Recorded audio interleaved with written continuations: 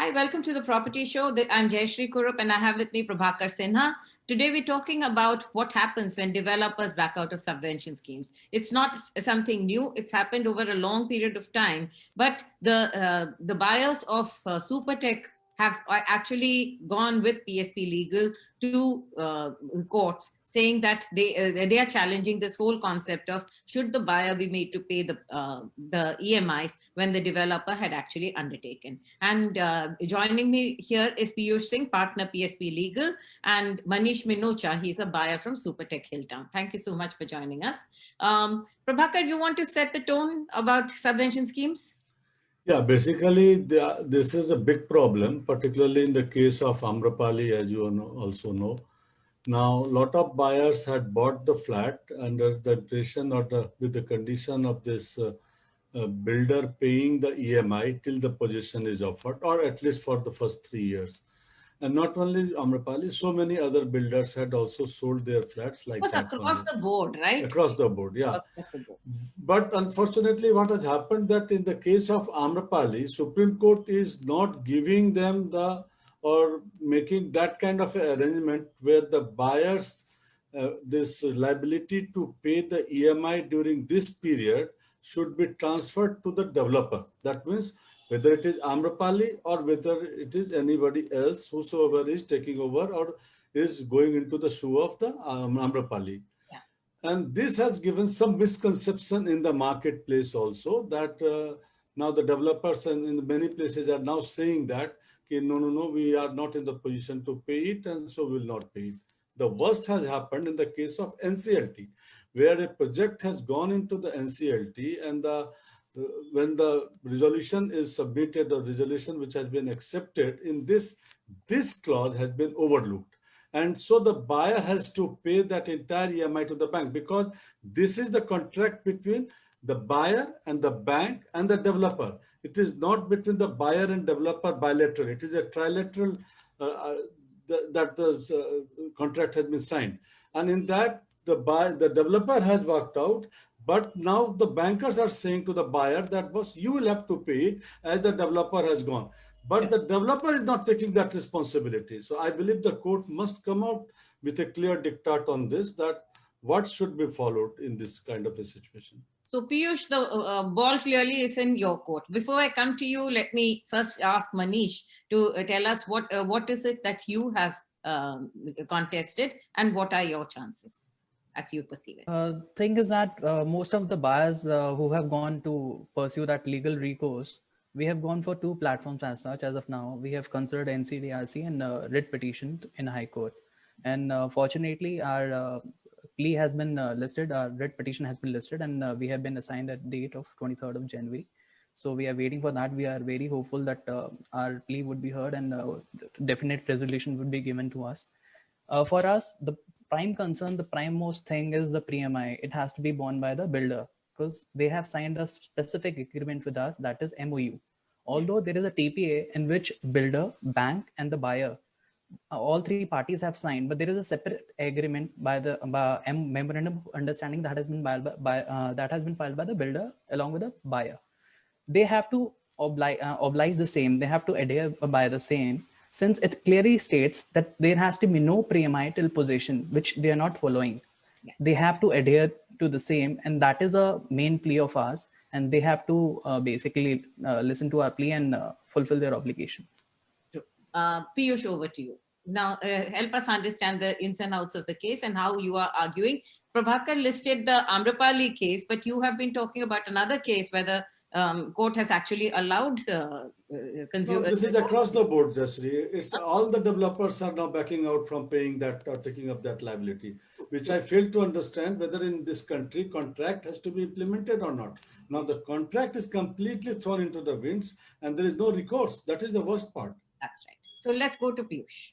So Jayashree, as Prabhakar has rightly pointed out with respect to Amrapali's case and with respect to these pre-EMI things. First, we need to understand that what were these tripartite agreements. So when the real estate market was growing, I would say from 2005 till 2011-12. So usually the kind of schemes we saw were either construction linked plan or the or the amount paid by the buyer was really linked to the amount of construction being done or some amount being paid upfront. There were some schemes wherein the buyer was anticipated to pay 40 to 60% upfront and used to get a discount. So, and there were used to be timely payment rebates also. But now, with respect to financing schemes, so most of the builders started to lure more and more buyers into a scheme and also to take more of money upfront. Had these kind of innovative banking schemes. So now this word innovative banking scheme is not used by me. It was used by the RBI in with respect to certain regulations and notification issued to all the banks. So this was first used by RBI in 2005, and specifically these schemes were mentioned. So buyback schemes were mentioned, subvention schemes were mentioned, and assured rental schemes were mentioned. So RBI has been flagging this issue to all banks that these innovative loan schemes are being floated by real estate companies, and every bank should be careful about it while disbursing amount. And while disbursing amount in this innovative banking scheme, bank has to be careful about two things. One, they should not disburse the money upfront to the builder. Number two, in case they are disbursing that money, they have to do a very thorough due diligence. And the borrower, which is a buyer, should not be at a risk. So that was a very huge highlight, because bank had highlighted from the very beginning that the buyer can be at a risk in case the developer defaults. So these regulations were in place, these notifications were issued by RBI to every bank. Still, most of these banks, I would say the banks we have implemented are all nationalized banks, of course, but these banks are reputed banks of the country. So all these banks from 2013 till date, I would say as recently as 2019, they entered into these tripartite agreement schemes, wherein the principal borrower was the buyer, the bank was the lender, and the developer, which is the builder, was named at some times to be a co-borrower and sometimes was termed to be a builder only in the tripartite agreement. And it was undertaken that the developer would pay the EMI maybe for 18 months, for 3 years, or at times some of the tripartite agreement it used to mention the date of possession, the builder will pay the EMIs for some. In these cases specifically, for the matters we're doing against Supertech, there was a time period of, I would say, 2 years to 3 years. And then the builder, to get away from the obligation, or I would say to further induce the buyer, that they entered into an MOU with the buyer stating that we will pay all the EMIs irrespective of the date of the tripartite agreement. Even if your possession is in 3 years, 3.5 years, we will pay all the EMIs till that date, irrespective of the tripartite agreement. So now, though definitely there is a privity of contract, but what has happened is, because of the tripartite agreement, now the bank is not disbursing a single money to the buyer. This is a very interesting point, just. So in case I'm a borrower or Manish is a borrower, being a home buyer, the money doesn't come to him. Ideally, usually a buyer takes the money and then disburses to the bank. The money goes directly to the developer. Yeah. And developer is paying direct EMIs to the bank. Yeah. So definitely there is a privity of contract between all the three parties. So the builder, now what has happened today, the builder is saying that I am not going to pay the EMIs for whatever reasons, as rightly pointed out by Prabhakar. Builder is citing the Amrapali judgment, or builder is citing COVID, or builder is citing 10 different reasons. But the main issue is, can builder be absolved of his responsibility when he has used my profile? I would term these to be profile funding cases. Yeah. So a profile of a buyer was used to raise money from a builder, from a bank, from a lender, and that money was given to the builder. So it was not the profile of for the builder which was used. It was profile funding of the buyers. And right now, the possession is not being given to the buyer. The project is at a standstill. Yeah. So these buyers are paying the rental. They're paying the EMI through their nose. So they are suffering at both the ends. Yeah. So the issue we tried to highlight before the High Court is, there is no alternative efficacious remedy available. So the law is very clear that High Courts or Supreme Court of the country will not intervene until there is an extraordinary situation, or they will not intervene directly until and unless there is no alternative efficacious remedy available. So in such cases, neither RERA, neither Consumer Protection Act, they have jurisdiction over the banking and regulatory authorities. They cannot direct either the RBI or the banks to stop paying the EMIs, or to stop collecting the EMIs from the buyer, or they can't direct the builder to pay the EMIs even. That can't be done. Right. So that is why we invoked the extraordinary jurisdiction of the High Court under the writ petition, and we have appraised of these two groups, which are more than 100 buyers in each case, stating that RBI, we have made RBI to be a party, we have made Union of India through Ministry of Housing to be a party, all the banks which were involved in these schemes to be a party, and also the developer. Okay. And what we are seeking is that, since there was a tripartite agreement, since there was a need of due diligence to be done by the bank, because in some cases banks have disbursed money For example, there are some agreements with us of 2014 and 2015. You'll be shocked to know the same bank is disbursing the EMI or is disbursing the tripod or amount in 2018 to a third buyer. Okay. For a, when the project possession date in 2014 was December 2017. So the date the possession is already delayed. There's no question of raising more amount and giving it to somebody else in 2018. So as blatant as that, banks have in gross negligence have given the or lended the money to the developers by using the profile of the buyer. Yeah, Piyush Jayashree, here I want to raise one issue. I would like to flag one issue that in this entire issue, RBI had come out with one clear-cut diktat that in this entire arrangement, in fact, the developer becomes the lender, I mean a financial institution. And they say as they don't have the license to operate as that kind of a role, so it should be banned and no money should be transferred like this. And SEBI intervened into this, that if this is like this, then ultimately it has to be stopped. Now SEBI came out with a final report on this, and they said that no such funding will be allowed. And because of this, since 2017, if I am not wrong, either 2017 or 2018, this has been fully stopped and no such loan is available now to the builders. Now, builders gets benefit because now remember this, after this COVID, all these builders have joined hands together and they have started demanding that this should be restarted again. This facility should be restarted so that banks should allow them to use buyers to take loan from the banks. Basically, in this case, if builders goes directly to the bank to borrow, they get loan at 16% to 18%. But if they use this buyers to take loan, then they take the loan, get the loan at 8%. So they are benefited because of that. So they again want to open this facility so that they get the cheap loan. But as he is saying that banks are still, giving loan or still releasing the funds to the developers despite SEBI and RBI's clear-cut diktat. I fail to understand. That's illegal completely. I believe that this can be held up for that. In fact, there is two questions, Piyush, I would like you to answer. One is that our subvention schemes, which were nullified by the SEBI, still continue to have legal consequences on older agreements. What does that mean? And the other one is by Punish Sachdeva, who says, can they be relief for the buyers if the builder is not paying pre-EMI in subvention schemes? Now, any show that I do about a project that is stuck, 50% of the queries that I get are on subvention schemes. So clearly it's something that thousands and thousands of people are struggling with. So I think it's a very significant thing that we've picked up today. Correct.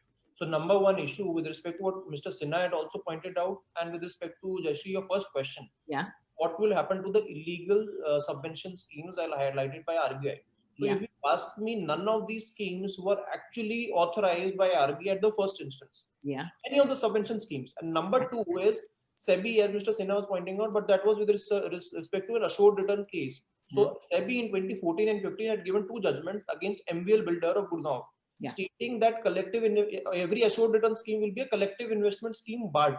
It will be just like collective investment schemes, like you have those chit fund cases. So where you are collecting money and giving some returns. So assured return schemes were specifically barred by SEBI in 2014. But till date, you would be reading in the, I would say, newspapers, advertisements everywhere that till date, reputed builders of Gurugram, Noida, they are offering assured returns or assured rentals, which are absolutely barred by SEBI guidelines.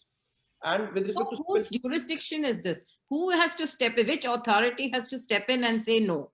Now, very interestingly, with respect to assured return, now I'm changing the topic from subvention to assured return. Now, assured return, usually the jurisdiction of banks is not there because bank is not disbursing money. So in assured return cases, the buyer is making the payment upfront and is getting an assured return of 12 to 18%. This is purely an ambit of RERA. So very recently, there was a show which was done and we were invited, me and Mr. Parulia both. And we had highlighted Mr. Khandelwal's also quote was taken. So Mr. Khandelwal told the chairperson of Haryana RERA that he would be taking action against all these schemes. And he had also pointed out that all assured return schemes were not regulated by RERA. And in case any builder wants to have an assured return scheme, he should first take the permission of a RERA authority and then float it. Because as per the standard builder buyer agreement, now every state after RERA coming into place, as per the rules formulated by every state, has a stipulated standard builder buyer agreement. So there is no much change, and those builder buyer agreements have no provision for assured return at all. That is what Mr. Khandelwal was also pointing it out, that as per the agreement, there cannot be any chance of assured return being given until and unless the builder takes an approval of RERA, which no builder has done, number one. So I would say these are the pure best cases where RERA has to take suo motu cognizance, or there has to be much more awareness which has to be created by a platform like yours to the buyers, that these schemes should not be lured into such scheme, because 18% assured return practically in this kind of a market scenario is not feasible, is financially not feasible. Viable. It's not financially viable at all, right? Yes. Yes. So now coming on to the subvention schemes, with irrespective SEBI highlighted it or not, the primary question is that why was the amount disbursed to the developer upfront and without giving any due diligence? Now, if I ask the question to myself, now if there is no subvention scheme and I take a loan from a bank does a thorough due diligence, or for even taking a personal loan, the bank looks into your profile. While giving even 10,000 rupees, a bank will do a thorough due diligence. But in case of being a property being there, so these are instances where bank has to be proactive in doing a due diligence. Now, in many of these cases, we have instances where the license of the builder was cancelled when the bank had disbursed the money. When there was already a pending litigation, there was a stay by the Allahabad High Court. Now, in one of these cases, the Allahabad High Court on farmers' compensation has granted a stay in favor of the landowners, that no construction activity was supposed to be done. But the bank has still given the subvention money. Yes. Now imagine there's a stay of the High Court on construction, no construction happening, and bank is disbursing the amount. So this is in the very truth of it. Now, why does it? Bank is very well aware that the liability will may be on the borrower, which will be the buyer, and the builder both. They may be jointly and severally liable. So banks are very comfortably placed there because they are equipped with SARFAESI laws. They have a DRT and very strong law in their favor. And wherever you see all these judgments, whether it's Amrapali or JP, the Supreme Court always is of the opinion that they are willing to take action against the bank, but the only difficulty is banks have the public money. So banks do not have any money of their own. So even if any repercussions happens on a bank to stop, the buyers are directed not to pay the EMIs, the repercussion will not be on the bank, but will be on the public money, which is the difference. So this is a complete vicious circle. So somewhere, and I would say in such cases, accountability has to be frozen. That especially of a builder who has duped the buyers, and I would say also duped the complete system. Even though banks were in connivance with the builder, but who has duped the complete system, so the accountability has to be frozen. That till date he is not able to pay the give the possession to the buyers, there will be zero accountability of the home buyer. Because in many of these cases, we have annexed the documents that now the buyers, you will not believe, Jayashree, are getting notices from the lawyers of the banks, stating not only to pay the EMIs, they are saying that you will be charged under 420, cheating, and we are going to lodge an FIR against you. Now banks are also holding their negotiable instruments. Now, for example, Manish, while taking this loan, would also have given some check as a security to the bank. Now, banks is initiating 138 cases negotiable instrument act, which is a criminal offense against these home buyers. Their CIBIL score will go down. They will have to every day go for their bail hearings or their accountability in the 138 courts, and also the 420 proceedings. For no fault of theirs. For no fault of theirs, because they thought that the bank is doing due diligence. The only thing they ever imagined was a house, which they have not got. They're paying the rents also. So this is the kind of vicious circle which is in the market, and that is why we are anticipating this liability to be frozen by the High Court. Manish, you have a association of allottees? Yeah, we do have. It's how not many- association basically, it's a group basically we have formed. It's not the formal association that has been registered. Okay. And how many members do you have? Currently the legal recourse that we are following is somewhere around 80. Okay. And all of them want their money back? Or Yeah. if or As is such, we don't have any, we can't see the project coming alive. For the last 2 years, it's been stalled. So we can't see any future over there. okay. And in this case, then, Piyush, what is the alternative? One is that the developer, the bank has to take it from the developer, the EMIs. What about the consumers? An exit option for the consumers? That's not something that you're fighting for, are you? we are seeking Jayashree directly or indirectly once the liability goes away. So most of the problem which Manish and the buyers like Manish are facing is there is no light which they are seeing at the end of the tunnel. Right. In case the builder comes forward with respect to at least of his contractual obligations. Yeah. So I would see, we have done, I would say, cases for, I would say, thousands of home buyers. There's not a single home buyer. Of course, there would be cases where a home buyer may be unfair or maybe sticking, maybe slightly arbitrary, that he wants his money back with interest. But most of them are right now, they are, when they do not see any hope at, or I would say there's no light at the end of the tunnel, only then they are going for refund and looking for refund of their money. Ideally, in such cases, the builder has to come forward with some kind of bona fide. So now in both these cases which we are fighting, in the first case, not Manish's case, in one of the cases, the builder has entered into a memorandum of understanding, MOM, minutes of meeting was undertaken. One of the directors of the builder, as recently as last year, undertook to pay all the EMIs to all the banks within 3 months. So again, that minutes of meetings and all that memorandum was violated. So it fell on deaf ears. So now the point is not that the buyers are not willing to take possession, but the point is that how is the builder coming out with the bona fide? Where is the intent? Yeah. What is the intent all about? Right. So that is a larger question. I would say most of these home buyers will be more than happy to have an alternative unit with an OC. Now the problem with alternative unit or possession is majority of these projects are stuck wherein either the land dues are to be paid to the authorities. Like many projects in Noida, the builders do not own the land, so they have to pay exorbitant land dues to the authority because that amount is being compounded. The penal interest is there, the compound interest is there. So now that seems to be like a very, I would say, impossible scenario for a developer who has to complete the project and also to get the NOC from the Noida authority to get the OC, because you will not get occupation certificate without getting an NOC from there, and there will not be any registry without an OC being there. Right. So that is the difficulty which is there in the sector. Jayashree, I want to understand one thing from Mr. Piyush. Yeah. Now, Piyush, there is a two situation in which suppose a buyer has bought with a subvention scheme for 3 years. Right. And developer has paid the subvention for 3 years, but still project is delayed. Right. Now, okay, that is a simple case. There he has to fight just for the flat. Okay, Correct. that he should get his possession of the flat. Second situation where developer has not paid the subvention even for just for the 6 months. For the rest period, he has vanished. Now, and his house is also not available. So now in the second case, can he not approach to the court to fight against the developer for breaching the contract itself to pay the subvention scheme? And can court not give separate judgment on this particular issue? It can very well be done, Prabhakarji. But the difficulty is, in both these instances which you have highlighted, there was a separate MOU signed by the developer wherein he has stated or assured to the buyer that I will pay you the EMIs till possession. Now, what was happened during when the tripartite agreement was entered into? None of these buyers were willing to accept 24 months or 36 months. Or everyone wanted, please give me EMIs till you give me possession, even if you delay it for a 6 months or a year, because most of them were aware that the project may be delayed in such cases. So the builder now enters into a tripartite, number one. Number two, enters into an MOU wherein he says that I will pay all the EMIs till possession. Now the cases we have gone to the High Court are those cases wherein the possession is delayed and the builder has stopped paying the EMIs from 6 months, year, more than a year and a half. Okay.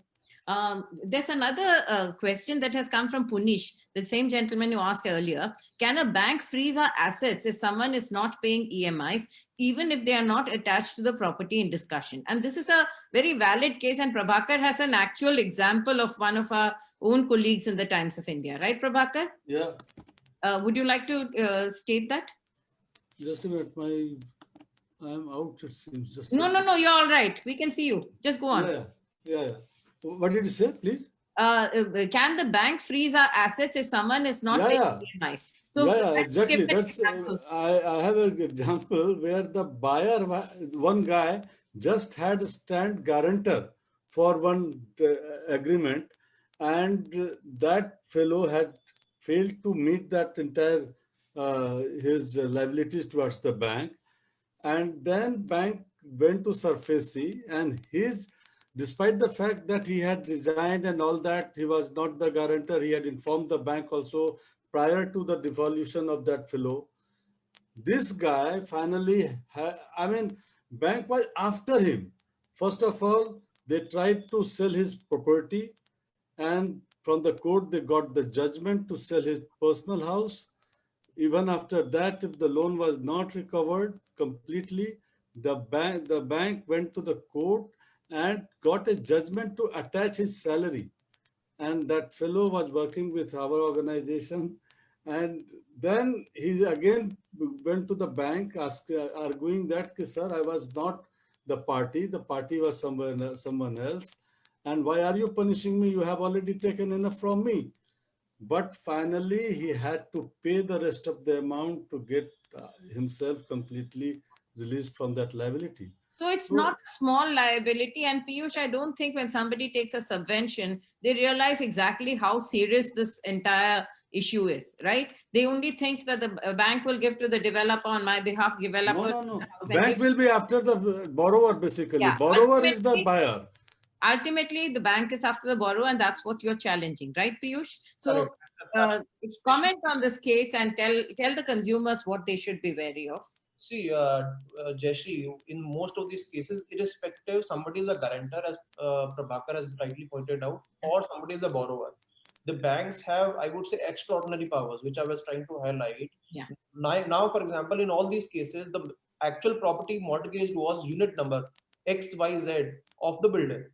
Now, the bank cannot sell that property because that property is not even constructed. So ideally, bank has no means to or recourse to recover money by selling that property. So now what will bank do? They will approach DRT under SARFAESI Act. They will approach, they will say this is the borrower and this is the guarantor. They should be made a party and they should file an affidavit of disclosure of assets. Now when that affidavit of disclosure of assets is filed by the borrower and by the guarantor, they have to state each and every movable and immovable assets they have. Yeah. At that case, the DRT can immediately ask or grant a stay from creating any third party rights. Now imagine somebody having a small farmland, somebody having a small bike or maybe a car, right? And he has to file that affidavit and that stay order is granted. So now the complete now it's not having a ramification on a buyer. It's having a ramification on the complete economy and the chain of events. Right. That somebody who would have invested his money into rightful things or utilized the money for rightful gains is not able to do anything. So you have completely blocked the chain of complete investment circle because of one wrongful act of unregulated act of the banks and wrongful act of the builder. Right. And Manish, you want to comment? I think you wanted to say something. No, nothing. Basically, it was same thing. They have assured us the possession by 2018, and our subvention period basically ended around January 2018. Most of our cases. Afterward, the builder paid us for around 7 to 8 months, and after that, basically, it's our task. We were paying from our own pocket till date. So that is how basically what has happened. Basically, we have at this point of time we have paid more than the unit cost. Yeah. Okay. So that is also a concern. How long do we have to pay if we have already paid more than the unit cost and nobody is taking a heed for that? So there has to be some resolution for that. Absolutely. And we really support this because thousands of consumers like you have been suffering on this account. There's another query that has come. Are subvention schemes still continuing in other formats, like some commercial projects that are still being offered guaranteed returns, saying that the SEBI only banned it in residential and not in commercial? Would you like to clarify that, Piyush? See, a scheme is bad irrespective of how it is designed. Yeah. So buyers need to understand that SEBI will not come and say that for commercial would now tomorrow SEBI bans it for commercial. Developers will say it was never for retail properties. Yeah. Or it was never for a kind of office. No. Basically, if you read that report of SEBI, they have been barred not because that it is retail or it is commercial, it is residential. It is because they are not the finance companies. And this kind of return can only be offered by finance companies. So if that suppose developer has the finance company license also, then only they can offer that kind of instrument. Otherwise, they simply cannot offer. There's another query that I have from Kishore Rayal, who says, can buyer claim a rent from the builder because he's not getting a possession from the last 7 years and he bought a flat in subvention scheme and still paying bank interest on the housing loan? Piyush, is this something that you're addressing? Many a times in consumer courts, especially, or even RERA can order that. So the compensation which the consumer courts or RERA grants to the buyer is taking into the fact that irrespective of the money was taken on loan or otherwise, so that compensation also includes the provision for your rent. So previously, what the consumer courts used to do is they used to give the rental in case somebody is able to prove that this is the rental loss is done. But now that is cumulative compensation which is granted, which includes the rental also. Okay. And have we seen rental being granted to a lot of consumers? Yes, yes. In many, Yeah.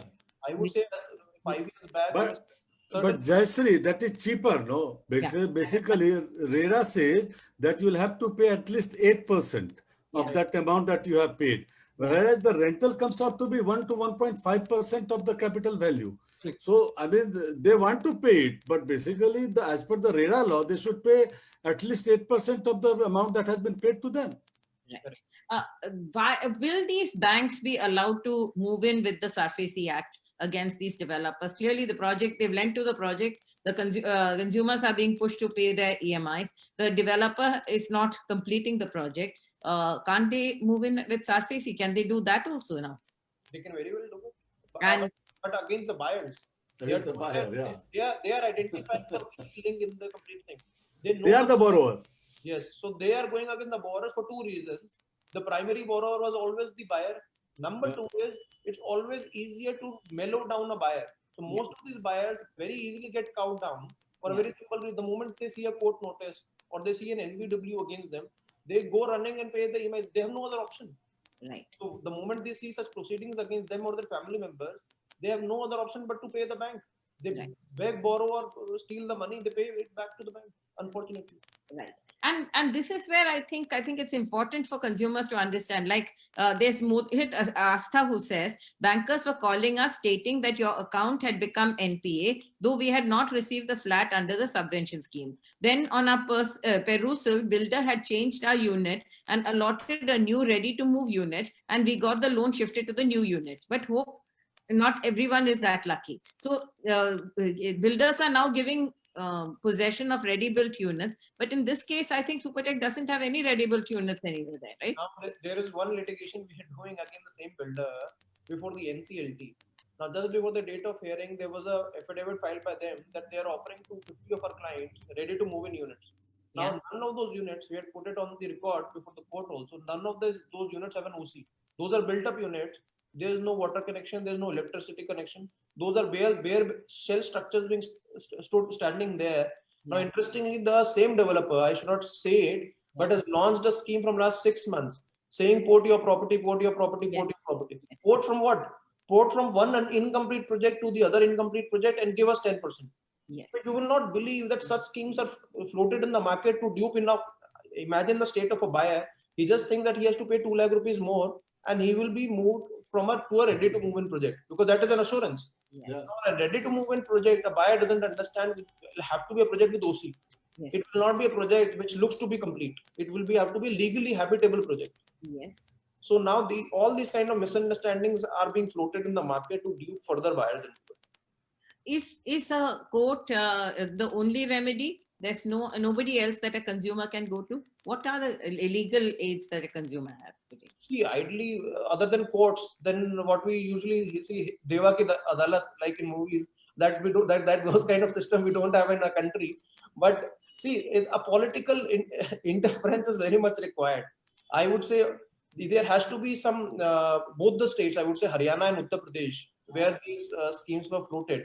They will have to intervene at some point or the other to the aid of the buyers, because that will bring a lot of, I would say, employment to the industry. It will bring a lot of chaos being settled, a lot of buyers being, I would say, moving out of the chaos and all this confusion which is happening. And in fact, the state will benefit from it. So even there was a Uttar Pradesh government during the lockdown, when all the labor had come back from Maharashtra and other states, was assuring that they're going to have some schemes wherein local employment is going to be generated. Now, if you see the complete Noida extension and Greater Noida extensions built, these are nothing but concrete jungle. There's not a single brick being laid, and those towers are standing there. Projects are at complete standstill. They are either going to insolvency proceedings or otherwise. Now, the state has to actively intervene in such matters. They have just created a stress fund, and they're saying that we will disburse these stress funds. Again, that stress fund will be misutilized. If you're going to give the same cattle in front of that same lion, the lion will eat it again. So stress fund is not a solution to the same developer. It will have to be monitoring done by the state very closely, maybe with RERA authority, maybe with some other state instrumentality. or maybe a retired Supreme Court judge looking into a 5 or 10 projects, or a High Court judge looking into it, there has to be an intervention by the state. I'll take a couple more questions. There's Anil Singh who says there's a case of Idea Builders Private Limited, Manju J Homes, floated by Vijayant Jain, Prateek Jain, take over the Idea Builders at Raj Nagar Extension. We're doing that case, Jayashree. Interestingly, we're doing that case Yeah, at NCDRC for the group case for Idea Developers at Raj Nagar Extension. that's I've right. got the publication, but again, this is a sorry state of affairs. Again, the developers are nowhere to be found. Their registered office is closed. So from last at least 2 days of hearing, we're trying to serve the developer. One of the what we got to know, one of the developer or one of the promoter was not even available in the Delhi NCR region, is not to be found. Yeah. Then there was a case pending against them in NCLT also. Yeah. So this company as recently as 6 months back got striked off. So it was striked off the register by the MC website because they have not even filed their balance sheet in the last 2-3 years. Okay. So such is the affair in such, I would say, areas like Ghaziabad and Raj Nagar Extension, that small developers came in and they, without any compliances, without any regulation, they have left the project at a standstill. But what the buyer is saying is 400 flats sold under subvention scheme in 2012 through PNB, Allahabad Bank and SBI. Diverted funds to new projects of 2,000 flats. Construction is stopped from the last 3 years. So what is, since you're representing them, what is the status of that project? Status of project is of that filing. So for those buyers, we had approached NCDRC in a class action suit. So we have got an order of publication. Order of publication has been adhered to, and now the next date of hearing is listed over the NCDRC. So most of those buyers have dual prayer that either the time-bound possession should be granted, or in that case, in case the builder is not able to, then refund should be ordered. Okay. Till the time we took over the case, this was approximately 2.5 years back, these subvention schemes, because the EMIs and the problem had not cropped up much. But as recently as I would say last 1.5 years, the same set of buyers have also approached us, and we are very well aware with the same set of problems. That the builder has defaulted, most of them are unable to pay the EMIs, and the banks are coming after them. Okay. And but the developer is nowhere to be found. Not yet. They have appeared once or twice before NCDRC. But Piyushji, I suppose now right now you can't move to NCLT because it has been barred till March, I believe. But after that, do you think that NCLT could be an answer for this kind of a developer? Prabhakarji, we are moving before NCLT very frequently, and NCLT is hearing the cases. Interestingly, that moratorium of 1 year, which the Ministry of Finance has acted, it's only for the fresh defaults after 25th March 2020. So even this was put to us by NCLT for the fresh filing we did in August and September, that there is a bar for 1 year. We had argued that, and NCLT has started taking matters, issuing notice and also appointing IRPs. Because we are saying that these defaults were all prior COVID defaults. So this possession was to be given in 2018, 17 or 19. So the builders can still very much go into the CRB. So there's no moratorium. Number two, to answer your question that can we take them to NCLT? Yes, most of these projects are found to be suitable by a prospective resolution applicant to revive the project. But NCLT also has its own set of challenges, especially for subvention schemes. Because till the time of that 9 months, when the IRP is going to revive the company, the burden of paying the EMIs will be on the buyers. So who are already reeling under the pressure, they are looking for some immediate relief, maybe in the next few months, wherein they can be absolved of these liabilities. But the consumer has not really got any relief. Forget the forums. It's NCDRC, NCLT, and RERA. Where has the consumer actually got relief in the short term? Which court has actually given them short-term relief? Be it any kind of, you're talking about any consumer, not any consumer. There are so many who have gone for saying that I shouldn't be paying this. I have seen good work being done by both RERA, consumer courts, and NCLT. Now I can give you several examples, Jayashree, where the orders of NCDRC, without builder going into an appeal, has settled with the buyer, paid all money. NCDRC, I'm not talking about NCLT at all. All buyers or only that particular buyer? No, I'm talking about now there are respective builders. Now I would say in Gurugram market there are good 4-5 builders. I would say 4-5 would be. No, but that must be for a good project, no, which is already running. No, see, correct. So Prabhakar, what is happening is like a decent developer, irrespective the project is delayed, or even if they are abandoning a project. Now let us use the word abandoning. There are some developers who have abandoned the project, so they wanted to build some plots or something. So once the consumer approaches a remedy, so when they initially try to give an alternative unit to that buyer. So but once they have approached it, they've settled, they paid the money, including with interest.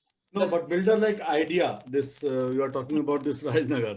Now, for those kind of a builder, what is the solution? Only remedy, I believe, is NCLT. NCLT can be found to be the only remedy where the revival can happen. Because in Exactly. case builder has at least has a title and the money is lost in the project, only somebody sitting, only an institutional investor can revive these projects. Yeah, with the help of NCLT, with iron curtaining the entire project from all other liability. We have seen some brilliant results from NCLT as recently as, I would say, in last 6-8 months during the lockdown. All these meetings of the COC, Committee of Creditors, have been happening virtually. Now, especially in the Noida region, we have seen some brilliant results for a project which is not even 10% complete. We have seen 8 to 10 resolution plans being coming forward, and there is aggressive bidding happening. And once the project proponent is allowed, he's infusing money into the project.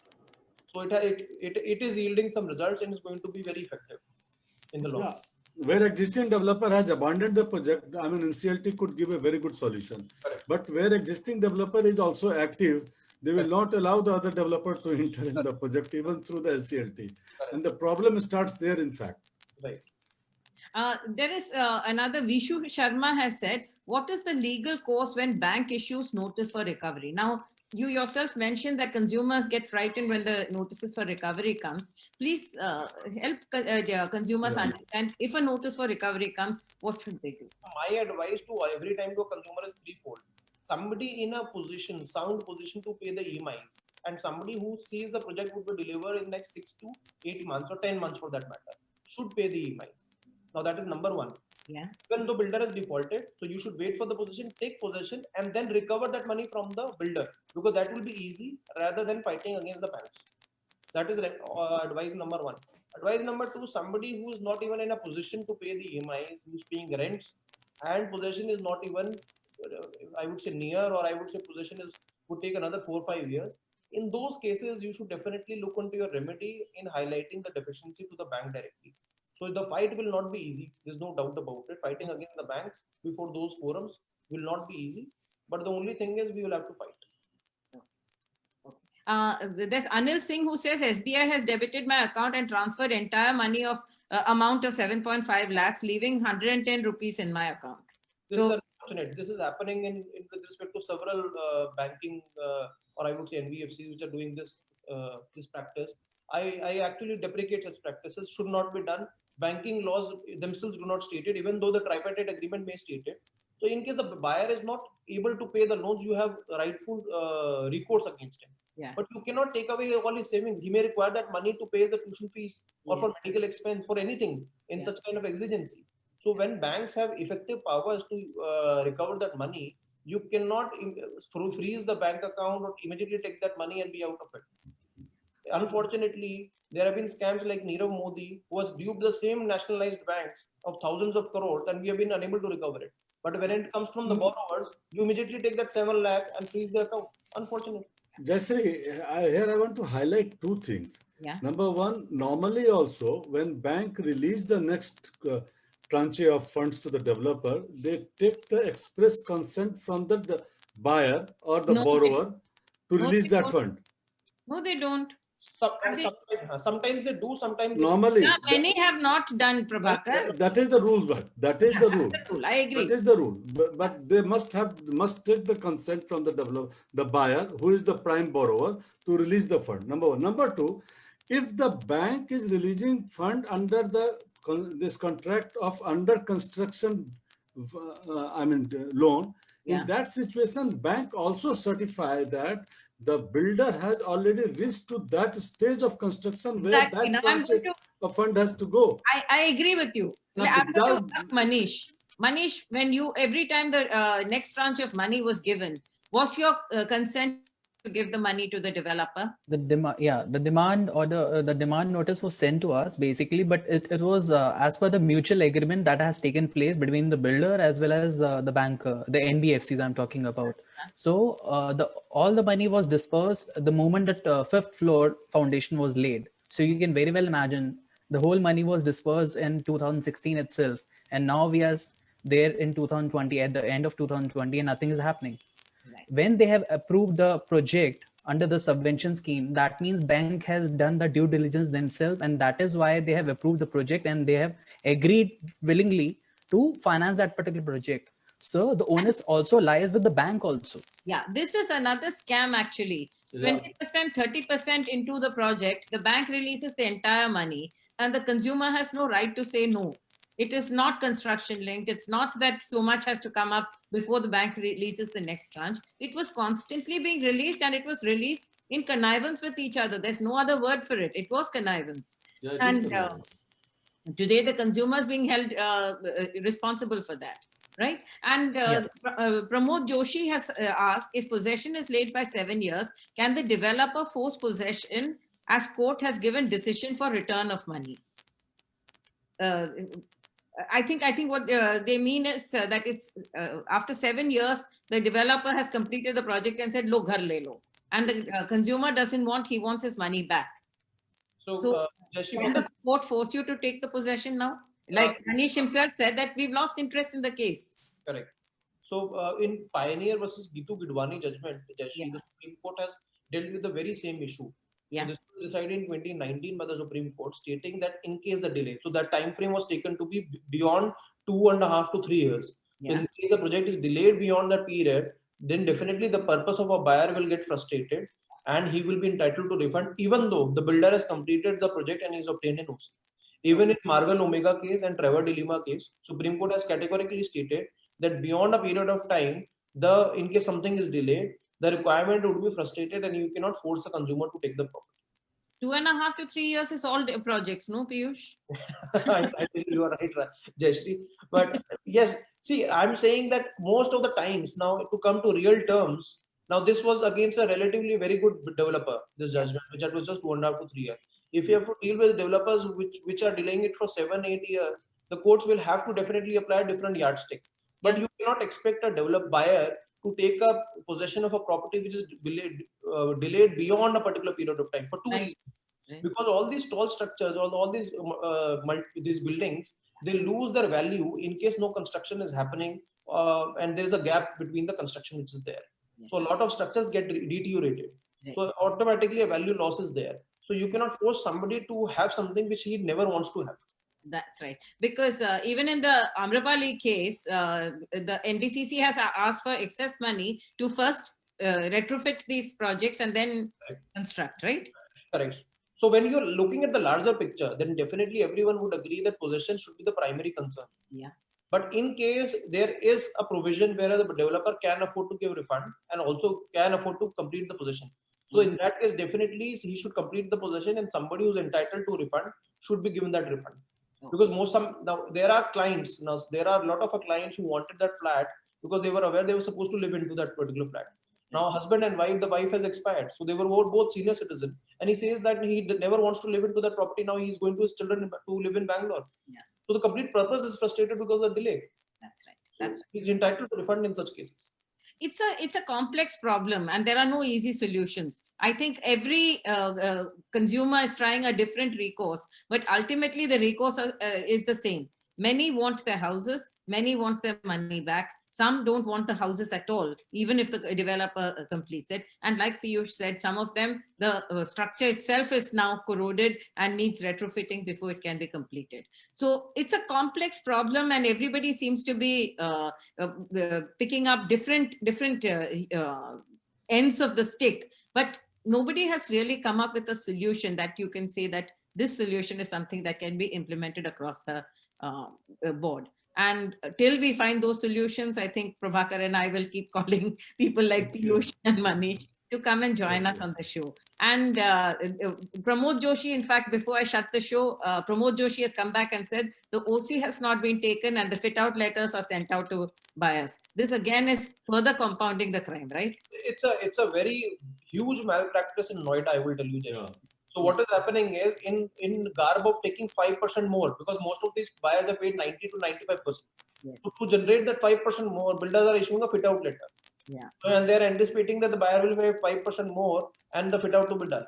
So this is the deemed possession which they're trying to give, which can never be granted. So possession can never be granted until OC is there. Without occupation certificate, there can never be a legal possession.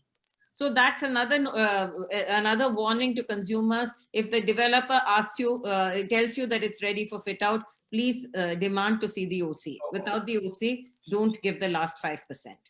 And the problems of the industry are getting compounded. Solutions are few and far between. But in our effort to find solutions, we will continue this journey. Thank you so much for joining me. Thank you. Thank you.